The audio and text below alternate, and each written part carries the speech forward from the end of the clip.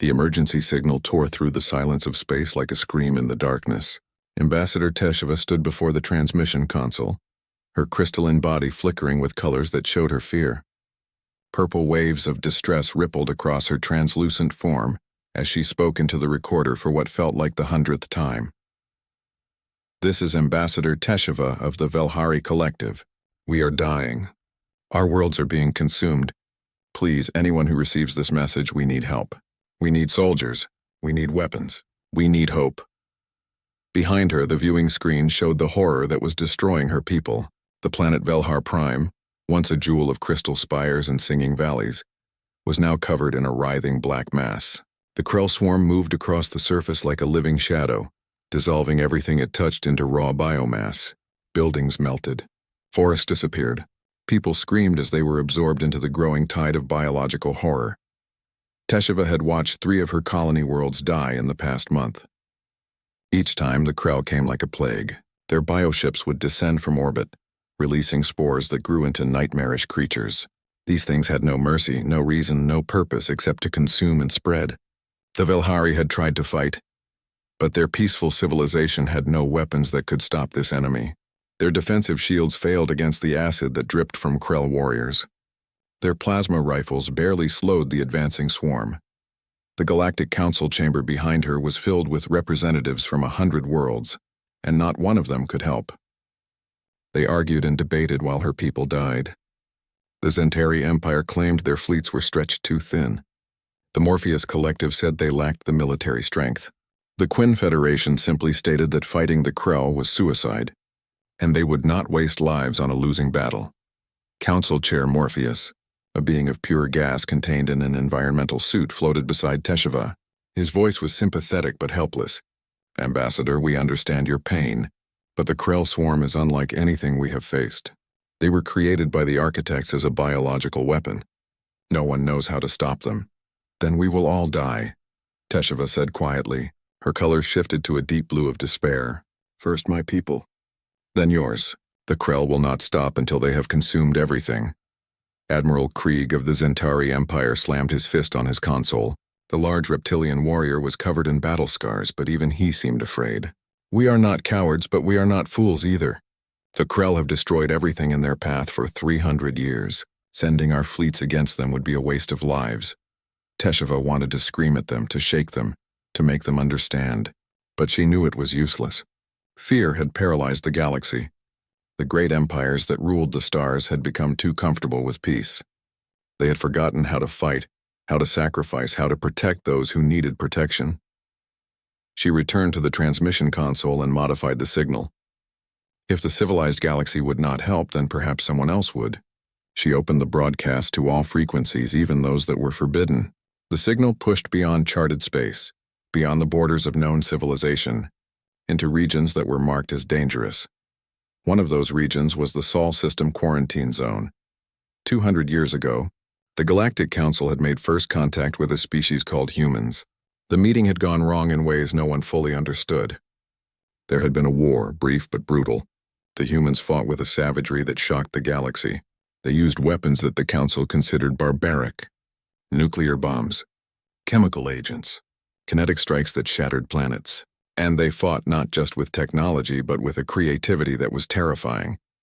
When the war ended, the Council had made a decision. Humanity was too dangerous to join galactic society. They were quarantined in their home system, surrounded by automated defense stations and warning beacons. Any human ship that tried to leave was destroyed. Any alien ship that tried to enter was turned away. The Sol system became a forbidden zone, and humanity was left alone with their violence. Tesheva knew the stories. She knew that humans were considered monsters by most of the galaxy, but she also knew that monsters were exactly what her people needed right now. The transmission went out, carrying her plea across the stars. Days passed with no response. The Krell continued their advance. 2 more Velhari colonies went dark. Tesheva began to lose hope. Then on the 7th day, the communication console lit up with an incoming signal. It was from the Sol System Quarantine Zone. The transmission was rough, full of static, and the language was harsh and aggressive. The automatic translator struggled to make sense of it, spitting out fragments and partial phrases. Tesheva played the message for the council. Through the static, they heard a voice. It was deep and filled with something that made her colors flash with instinctive fear. The voice spoke with the confidence of a predator, the certainty of something that had never known defeat. Most of the message was garbled, but the translators managed to capture one word clearly. It was spoken with absolute conviction, a promise wrapped in threat. Coming. The council chamber erupted in panic. Some representatives demanded that Tesheva cancel the transmission, that she recall the message somehow. Others insisted that inviting humans was worse than facing the Krell. Admiral Krieg stood and pointed at her with a clawed finger. You have doomed us all, Ambassador. You have released something that should have stayed locked away forever. But Tesheva looked at the viewing screen, at her dying world, at her people being consumed by the black tide. She thought about her children, her mate, her friends who were already gone. And she made her choice. Good, she said quietly. Let them come. Because right now we need monsters of our own. In the darkness beyond the quarantine zone, human warships began to move. The UNSC Indomitable cut through space like a blade through water. Captain Maria Chen stood on the bridge watching the stars streak past as her ship led a fleet of 50 human warships toward the Velari system. Around her, the crew worked in focused silence, their hands moving across controls with the efficiency of people who had trained for war their entire lives. Chen was 45 years old and had spent 30 of those years in the Terran Defense Fleet. She had been a child when the First Contact War ended, when humanity was locked behind the quarantine barrier. She remembered the anger, the shame, the feeling of being judged and found wanting by species that had never known real conflict. The galaxy had called humans monsters. They had locked Earth away like a dangerous animal in a cage. For 200 years, humanity had been alone. Cut off from the stars they had dreamed of exploring. Trade was impossible. Diplomacy was forbidden. Any attempt to leave the Sol system ended in destruction. Chen remembered the debates that had raged across Earth when the Velhari distress signal arrived. Some people wanted to ignore it, to let the galaxy burn for what they had done to humanity. Others argued that helping would prove humans were not the monsters the Council claimed. The vote in the United Nations had been close, but in the end, humanity chose to answer the call.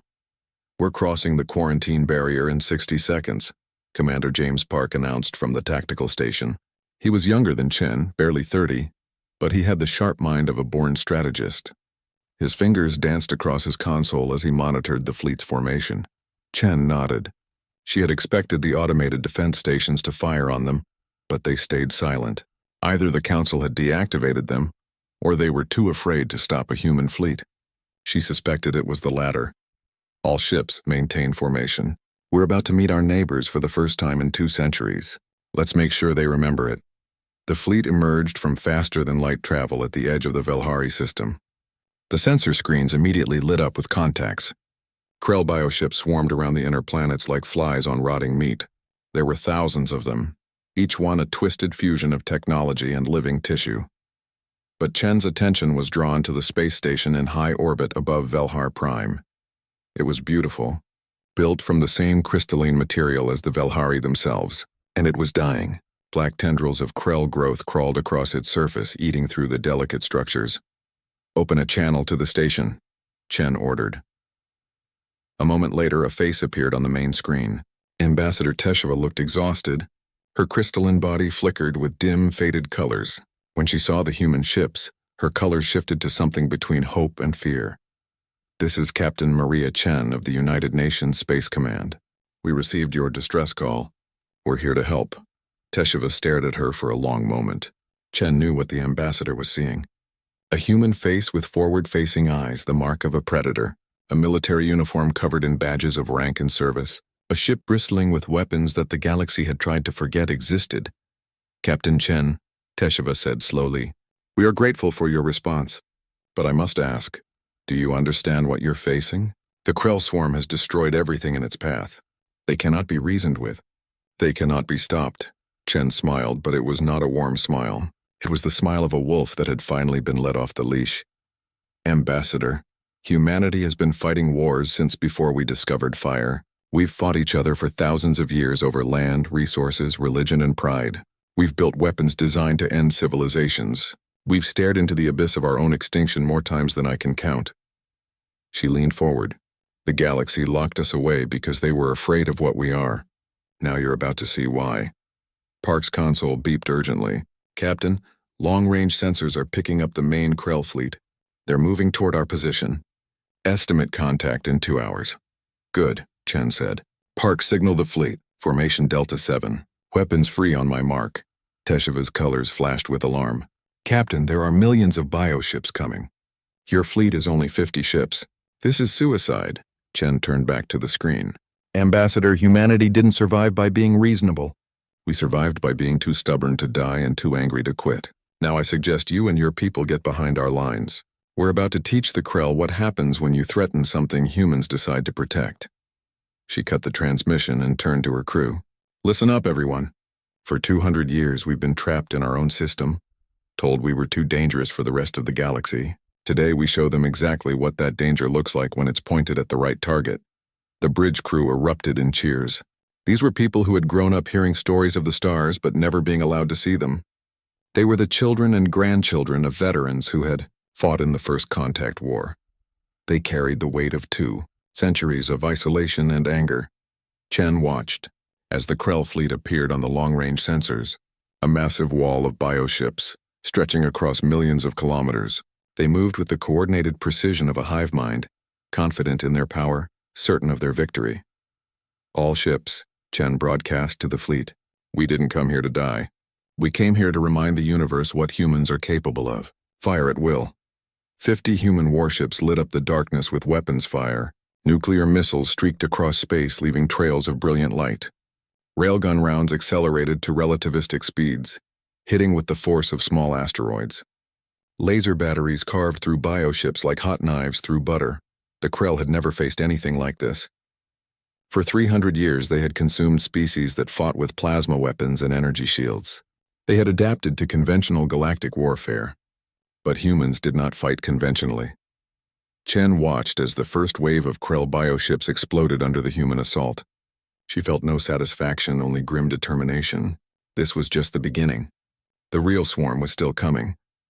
Behind the battle lines, Teshava watched the human ships dance through the chaos, cutting down enemies with ruthless efficiency. And she realized that the galaxy had been right to fear humanity. But perhaps just this once, fear was exactly what they needed. The battle for Velhar Prime had been raging for 6 hours, and the space around the planet was filled with debris and death. Krell bioships exploded in bursts of green ichor, while human vessels weaved through their formations with deadly precision. But for every Krell ship destroyed, 3 more seemed to take its place. On the surface of the planet, the situation was even worse. The Krell had established breeding grounds in the major cities, turning entire districts into pulsing nests of organic machinery. Velhari civilians huddled in underground shelters, listening to the sounds of their world being consumed above them. Commander James Park studied the tactical display with growing concern. Captain, we're killing them faster than they can regenerate, but it's not enough. They have too many ships, and the ground forces are spreading across the planet. Chen nodded grimly. She had known this would be difficult, but the Krell numbers were beyond anything intelligence had predicted. Conventional tactics would not win this fight. It was time to show the galaxy what humanity really meant by total war. Signal all ships. Execute Protocol Pandora. Park's eyes widened slightly, but he did not hesitate. Aye, Captain. Transmitting now.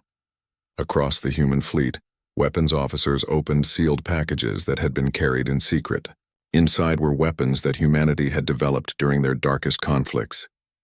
Biological agents, chemical dispersal systems, nanite swarms, things that the Galactic Council had banned centuries ago, weapons that civilized species had agreed were too horrible to use. But humans had never signed those treaties. And humans remembered how to fight dirty. The first biological countermeasure was released from the UNSC Darwin. It was a virus that humanity had engineered specifically for this mission, designed after studying the Krell genetic structure from old Council databases. The virus spread through the Krell swarm like wildfire, attacking the biological components of their ships. Bioarmor began to rot. Living weapons failed. The hive mind that controlled the swarm started to fragment as infected ships lost contact with the collective.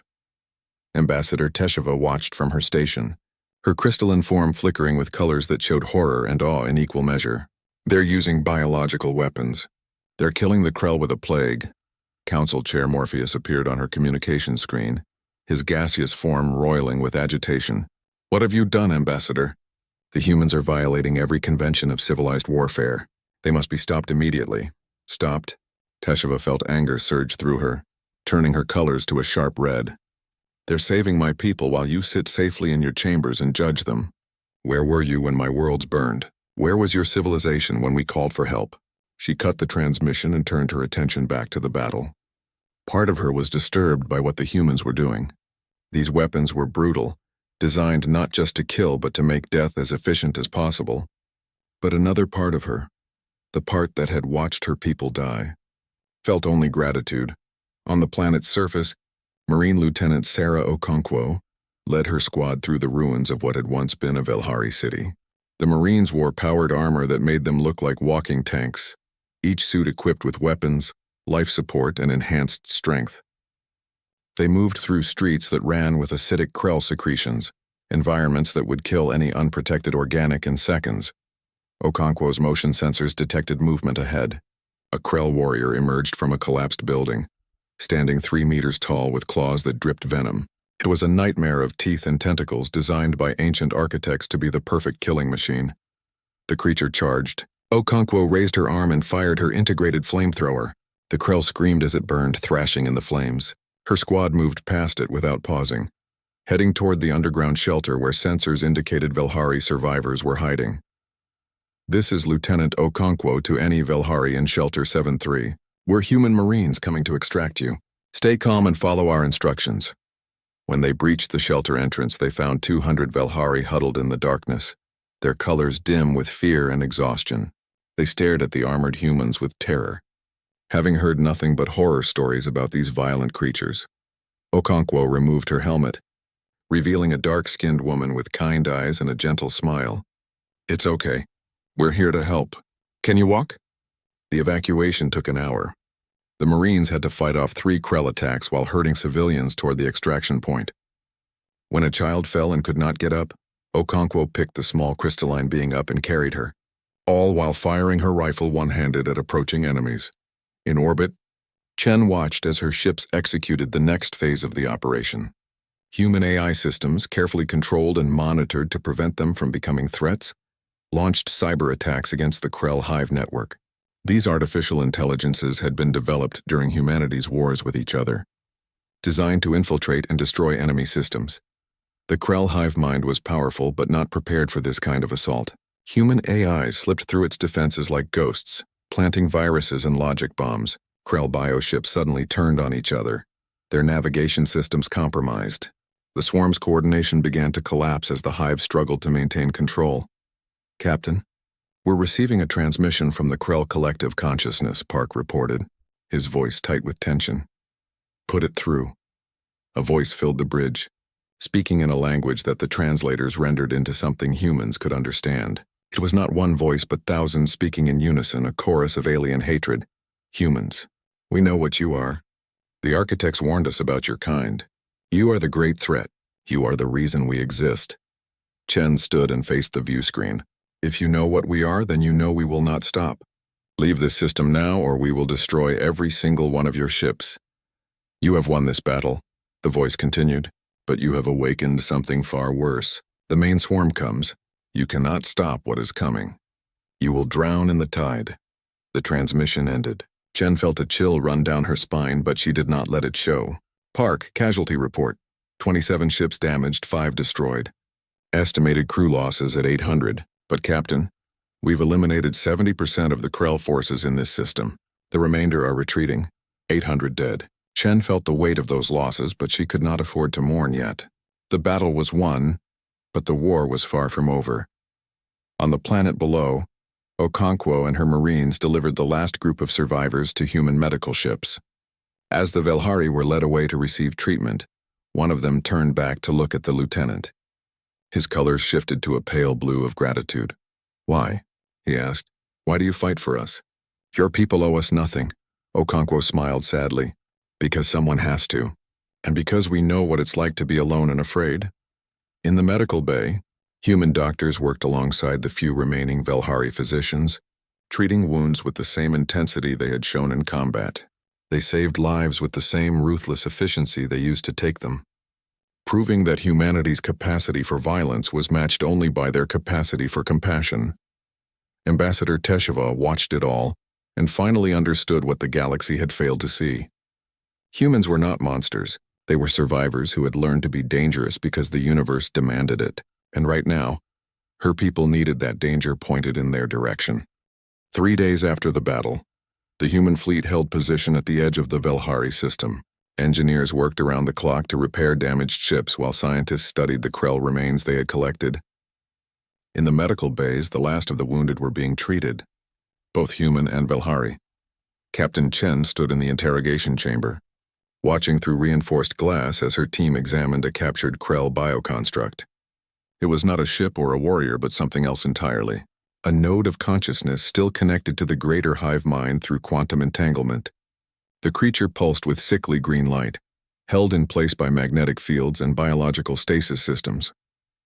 "We've established a communication link," Dr. Rachel Kim reported. She was humanity's leading expert on xenobiology, a woman who had spent 20 years studying alien species from the limited data available during Earth's quarantine.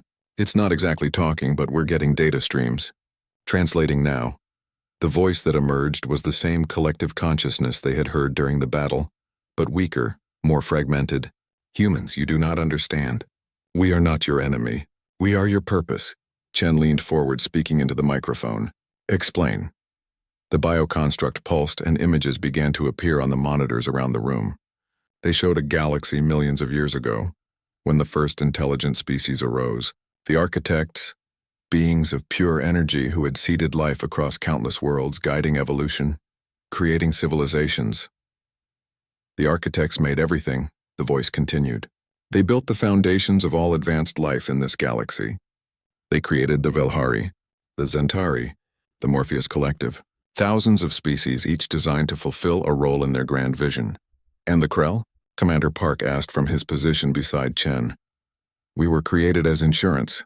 The architects feared that their children might one day surpass them, might grow too powerful, might threaten the order of the universe. So they made us. The reset mechanism, when civilizations grew too advanced, too numerous, too dangerous, we were released to consume them, to return their biomass to base elements, to allow the cycle to begin again." Chen felt a cold weight settle in her stomach. "You're saying this is genocide by design? The architects built you to commit mass murder.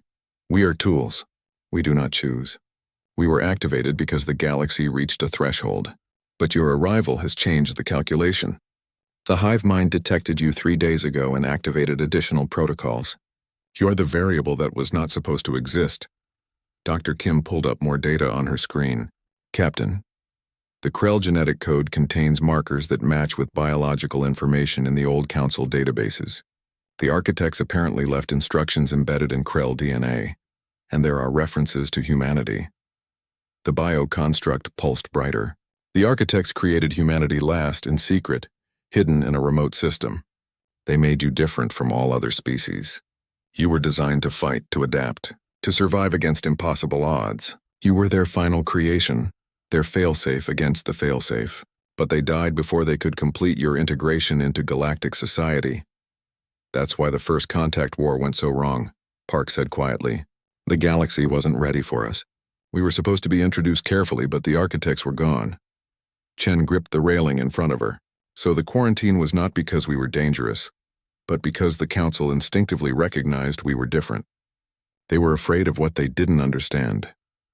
"The main swarm has been awakened," the voice said, and now there was something like fear in its collective tone. "It numbers in the billions. It will consume everything in its path.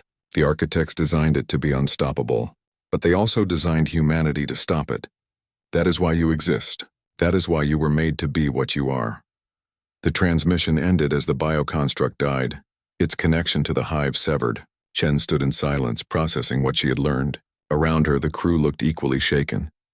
"So we're weapons," someone said, "built by ancient gods to fight their war." "No," Chen said firmly. "We're people who were given tools.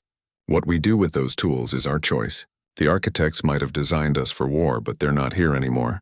We are. She turned to Park. Send a message to Earth. Tell them everything we've learned. And tell them to prepare the fleet. We're going to need everyone. The communication reached Earth 12 hours later, traveling through the quantum communication network that humanity had developed during their isolation. The response came swiftly. Every ship that could fly, every weapon that could fire, every soldier who could fight would be sent to the front lines. But Earth was not the only place Chen sent a message. Against the advice of her officers, she broadcast openly to the Galactic Council. This is Captain Maria Chen of the Terran Defense Fleet. By now, you know we engaged the Krell Swarm and achieved victory at Velhar Prime. You also know that the main swarm is coming, larger than anything you faced before. The Krell have told us things about the architects, about the nature of this galaxy, about humanity's place in it. I don't care if any of that is true. What I care about is survival. She paused, choosing her words carefully. For 200 years you kept us locked away because you feared what we might do. Now you're going to see exactly what we can do when we're fighting for something that matters. The Krell are coming to consume everything. We're going to teach them what it means to try to consume humans. We don't ask for your help. We don't ask for your permission. But if you want to survive what's coming, you need to learn to fight like us. Put away your civilized weapons and your rules of engagement. This is total war, and total war has only one rule: win or die. The broadcast ended, and Chen waited for the response. It came from an unexpected source. Ambassador Tesheva appeared on the screen, and she was not alone. Behind her stood representatives from a dozen other species, all of them from worlds that had been attacked by the Krell. Captain Chen, Tesheva said, her colors showing determination and resolve. You saved my people. You showed us that survival sometimes means becoming something we're afraid to be. We want to fight with you. Teach us. More transmissions came in, not from the great empires or the Galactic Council, but from smaller species, frontier colonies, independent worlds that had been left to fend for themselves. They had seen what humanity could do, and they wanted to learn. Chen looked at her crew and saw the same mix of emotions she felt: pride, fear, determination.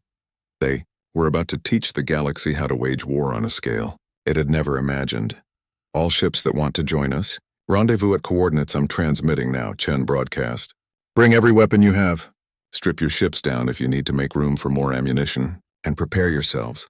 The Krell think they're the universe's greatest weapon. We're about to show them they're wrong. In the darkness between the stars, the true Krell swarm began to move. Billions of bioships, a living wave of destruction that had ended countless civilizations. They moved with confidence, certain that nothing could stand against them. They had never faced humanity before. They were about to learn their mistake. The fleet that gathered at the coordinates Captain Chen had transmitted was unlike anything the galaxy had ever seen. Over 300 ships from 50 different species formed up in loose formations, their hulls bearing the scars of 100 different architectural styles. At the center of this motley armada, the human fleet stood as the core, 200 warships fresh from Earth flying alongside the original 50. Chen stood on the bridge of the Indomitable, reviewing tactical data with Commander Park. They had spent the last 2 weeks training their new allies, teaching them tactics that the galaxy considered barbaric: hit-and-run attacks, guerrilla warfare, targeting command structures, fighting dirty. They're learning fast, Park observed, watching simulation results scroll across his screen. The Velhari have adapted kinetic weapons to their ships. The Centauri are implementing cyber warfare protocols. Even the Morpheus Collective figured out how to use chemical weapons in space. Fear is a good teacher, Chen replied. And they're all terrified. She was not wrong. Long-range sensors had been tracking the Krell swarm for days. The numbers were staggering. Billions of bioships moving as one. A living wall that stretched across light years. Every species in the fleet knew that conventional tactics would fail. Their only hope was to fight the way humans fought, with creativity and ruthlessness. Ambassador Tesheva approached Chen's command station. Over the past weeks, the Velhari had changed. Her crystalline form now bore markings that resembled human military insignia, and her colors shifted with a new confidence. Captain, our scouts report the Krell will reach the Tomb World in 36 hours. If your plan is going to work, we need to move now. The Tomb World was where this would end. Deep in uncharted space, humanity's scientists had located the planet where the architects had first created the Krell. It was a massive fortress world, covered in ancient machinery and biological factories. More importantly, it was where the Krell hive mind was strongest, where the quantum entanglement that controlled billions of ships originated. Chen had proposed a plan that her own officers called insane. A strike team would infiltrate the tomb world while the fleet engaged the swarm. Their mission: plant a weapon at the heart of the Krell creation facility and destroy it. The weapon was something humanity had sworn never to use again after the horrors of their own wars. A planet killer. A device that would trigger a chain reaction in the planet's core, destroying everything in the system. All ships, this is Captain Chen. We jump in 20 minutes. Remember your training. Fight smart, fight hard, and cover each other. Some of us won't make it home, but we'll make sure the Krell remember this day forever. The fleet jumped together, tearing through space faster than light. When they emerged, they faced the full might of the Krell swarm. The enemy ships filled the view screens like a solid wall, so numerous that sensors could not count them all. All ships engage at will, Chen ordered. The battle began with a fury that lit up the darkness of space. Human railguns fired streams of metal that cut through Krell formations. Nuclear missiles detonated in brilliant spheres of destruction. Energy weapons from a dozen species painted the void with colors that had never been seen together before. The Krell responded with overwhelming force. Their bioships swarmed around the Allied fleet, sacrificing hundreds to take down a single defender. But the Alliance fought back with tactics the Krell could not predict. Ships that appeared damaged suddenly exploded with the force of bombs, taking enemy vessels with them. False retreat lured Krell ships into kill zones where entire squadrons waited in ambush. Cyber attacks fragmented hive coordination. On the ground, Chen led a strike team of 50 Marines toward the heart of the tomb world. They had inserted via drop pods, burning through the atmosphere like meteors. Now they fought through ancient corridors filled with Krell defenders, moving toward the massive chamber that housed the hive mind's core. Lieutenant Okonkwo fought beside her captain, her powered armor stained with the green ichor of Krell blood. "We're losing people fast, Captain. The defenses are too heavy." "We keep moving," Chen replied, firing her rifle at a Krell warrior. "We don't stop until this is done." They reached the central chamber an hour later. What they found took their breath away. The room was the size of a city, filled with organic machinery that pulsed with bioluminescent light. At the center stood a structure that could only be the core of the hive mind. It was beautiful and horrible at once, a twisted fusion of flesh and crystal that sang with the voices of billions of Krell across the galaxy. "Plant the device," Chen ordered. "We have 5 minutes to get clear." As her team worked, Chen walked to the edge of a platform and looked out at the vast chamber. She thought about the architects who had built this place, who had created weapons to police their galaxy. She thought about humanity, designed to stop those weapons, and wondered if free will had ever been part of the equation. "Captain, device is armed." Park's voice crackled over the radio. "We need to go now." They ran, through collapsing corridors, past dying Krell warriors, toward the extraction point where a single human shuttle waited. Behind them, the planet began to shake as the weapon activated. In orbit, the Allied fleet fought desperately to hold the line. Ships exploded on both sides. The Zentari flagship rammed a Krell bioship 3 times its size, sacrificing itself to create an opening. Velhari vessels used their crystal hulls as focusing arrays for human laser weapons, burning through enemy formations. The Morpheus Collective released clouds of corrosive gas that ate through Krell armor. Then the planet below them erupted. The chain reaction spread from the core outward, consuming the tomb world in a sphere of white-hot plasma. The explosion was so massive that it registered on sensors across the sector. And something else happened, something the scientists had predicted but no one had really believed. The Krell hive mind screamed. Across the galaxy, billions of bioships suddenly lost coordination. The quantum entanglement that connected them to the core consciousness had been severed. Individual ships began to shut down, their biological components failing without the hive to sustain them. The swarm that had seemed infinite and unstoppable began to collapse. Chen's shuttle barely made it clear of the explosion. She watched through the viewport as the planet that had birthed the Krell died in fire. Around her, the strike team sat in exhausted silence. Of the 50 who had gone down, only 23 remained. "Captain, this is the Indomitable," a voice crackled over the radio. It was her executive officer, who had taken command while she was planetside. The Krell are retreating. All across the sector, they're pulling back. We've won. The words hung in the air. Won. After weeks of fighting, after thousands of deaths, after sacrificing everything, they had actually won. The Allied fleet regrouped slowly, ships limping back to formation. The casualty reports were devastating. 60% losses across all species. Entire ships destroyed. Thousands dead. But the Krell were broken. Their hive shattered. Their infinite swarm reduced to scattered groups that could be hunted down. 2 days later, the Galactic Council sent a formal transmission. They offered humanity a seat at the table, recognition as a full member of galactic civilization. They promised to lift the quarantine immediately and grant humans all the rights and privileges of advanced species. Chen received the transmission alone in her ready room. She read it twice, then composed her response. This is Captain Maria Chen. We appreciate the Council's offer, but we respectfully decline formal membership at this time. We fought this war not because we wanted recognition, but because people needed help and no one else would provide it. That's what we'll continue to do. Any species, any world, any people who need protection can call on humanity. We'll come, we'll fight, and we'll ask nothing in return except that you treat us with the same respect you show each other. However, we propose an alternative arrangement. Humanity will establish itself as an independent protectorate. We'll defend any who ask for it, train those who want to learn to defend themselves, and stand ready to face whatever threats emerge. In exchange, we ask for open trade, diplomatic relations, and the freedom to explore the stars we've been denied for 200 years. The response came from an unexpected source.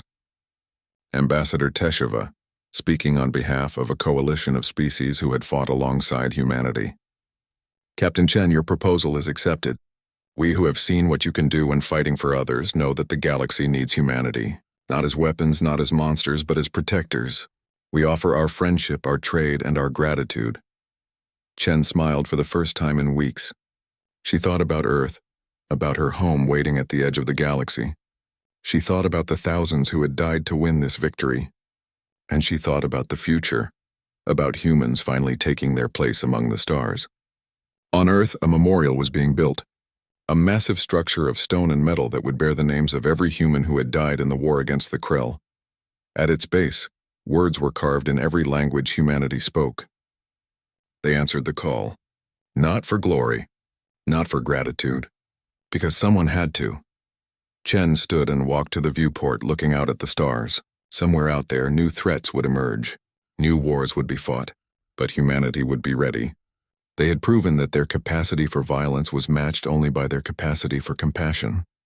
They were warriors and healers, destroyers and builders, monsters and heroes all at once.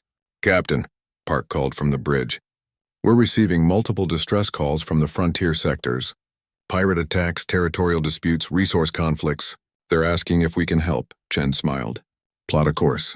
Let's show them what humanity does best. The Indomitable turned toward the unknown, leading a fleet of allied ships into the darkness. Behind them, the Krell swarm was defeated. Ahead of them, a galaxy full of challenges and opportunities waited.